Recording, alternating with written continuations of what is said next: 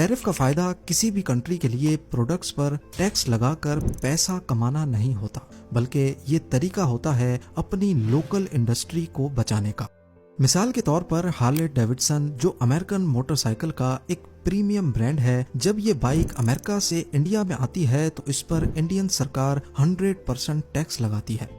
मान लें कि हार्ले डेविडसन के किसी मॉडल की प्राइस 1.5 लाख है और अगर इंडिया में इस पर टैक्स नहीं लगाया जाता तो ये बाइक इंडिया में लोकली बनने वाली रॉयल एनफील्ड की कीमत पर ही मिलने लगेगी।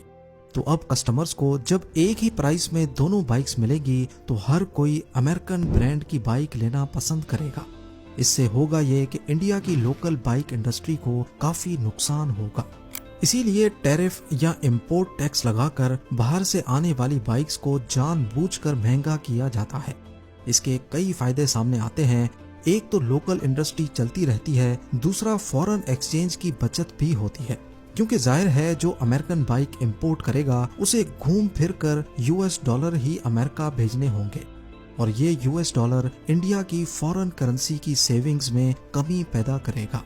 अब क्योंकि टैरिफ अमेरिका ने लगाया है तो इसका मतलब है कि दूसरी कंट्रीज से जो सामान अमेरिका जाता है वहां उन पर टैक्स लगेगा और वो चीजें अमेरिका में महंगी होगी, जिसकी वजह से अमेरिका में उनकी सेल कम होगी और लोग वहीं की लोकली मैन्युफैक्चर्ड चीजें खरीदना चाहेंगे।